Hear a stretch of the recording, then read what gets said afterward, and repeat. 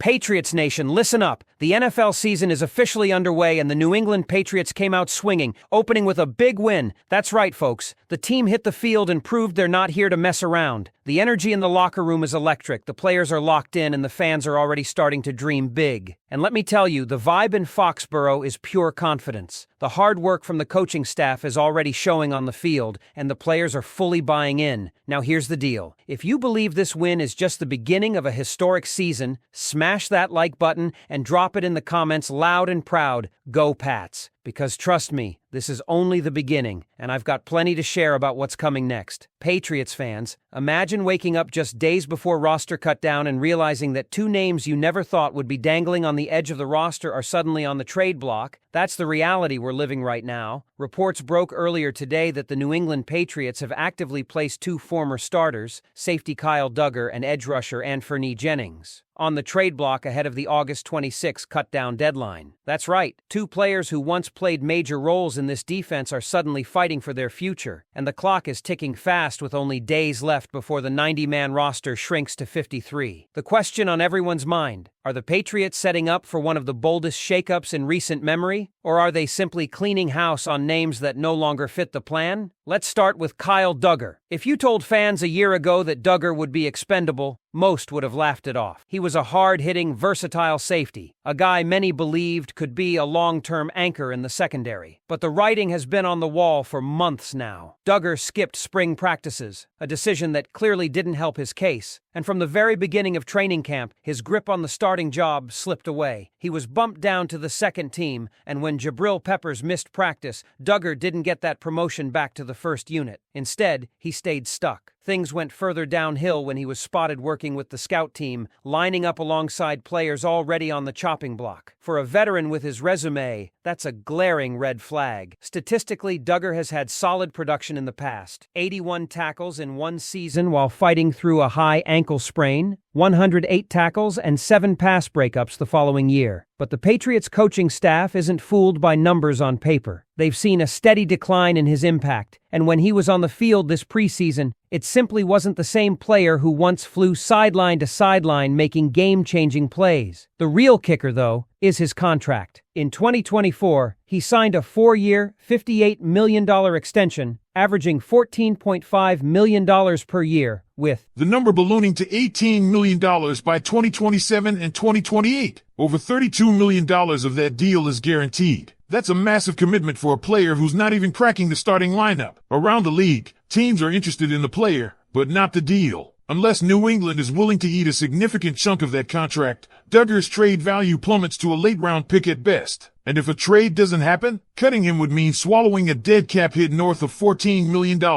It's a painful scenario, but with $59 million in cap space, the Patriots could technically absorb it if they choose to move on. Then there's Anfernie Jennings, another former starter who has fallen dramatically down the depth chart. Jennings has always been more of a run stopper than a pass rushing force, and in this system, that's simply not enough anymore. His production doesn't lie. 2.5 sacks and 78 tackles across his run as a starter. Yes, he looks solid when defending the run, but when it comes to rushing the passer, the results have been underwhelming. This preseason made it even clearer. Against the run, Jennings looked decent, but when he had to get around offensive tackles, he was a non-factor. The lone exception was the Vikings preseason game, where he posted 6 tackles and 3 sacks with an impressive Pro Football Focus grade of 82.8. Sounds great, right? Except all of that came late in the game, in the fourth quarter, against third stringers. For a player with starting experience, that looks more like an audition reel for other teams than a legitimate sign of resurgence. The depth chart tells the story better than any box score. Jennings has been leapfrogged by Keon White, Harold Landry,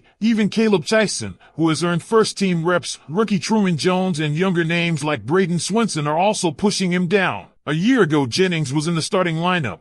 Now he's clinging to snaps in the second half of preseason games, the same role Kyle Duggar has been forced into. That's no coincidence. The Patriots are showcasing both players heavily before the preseason finale against the Giants, hoping some team out there sees enough to make a call. They may even throw them on special teams to squeeze every last drop of trade value they can. But the truth is, New England doesn't have much time. By Tuesday, tough decisions must be made. Do they take what little they can get for Duggar and Jennings? Do they cut bait entirely, eat the money, and move forward with younger, cheaper players who better fit this evolving defense? Fans know this team has never been afraid of bold, even unpopular moves if it means building for the future. And right now, that future doesn't seem to include two names once viewed as foundational pieces. So here's the real question I'll leave to you, Patriots Nation. If it comes down to keeping one of them, who deserves another shot in New England, Kyle Duggar with his big money contract and declining play, or Anfernie Jennings, the run defender who can't get to the quarterback? Drop your takes in the comments. Type KD for Duggar or AJ for Jennings. The cutdown clock is ticking, and these decisions could shape the roster for years to come. And let's not sugarcoat it, this entire situation is a crossroads moment for the Patriots defense. For years, this unit has thrived on versatility, toughness, and players who can step into multiple roles without skipping a beat. Duggar once fit that mold perfectly. He was the guy who could come down into the box, cover a tight end, deliver a big hit in the run game, and even create turnovers in coverage. Fans loved his physicality, but somewhere along the way, his trajectory stalled. Whether it was the injuries, the missed off-season work, or simply younger talent surpassing him, the fact is that Duggar doesn't have the same presence on the field anymore. The Patriots' unofficial depth chart may still list him as a starter, but the reality is completely different. He's been reduced to scout team reps. When you're running plays next to players who already have one foot out the door, that's not a good sign. And then you add the financial element. His contract isn't just heavy, it's a handcuff. Imagine being another GM looking at Duggar. On one side, you see a safety who's shown flashes of elite play. On the other, you see 4 years and nearly $60 million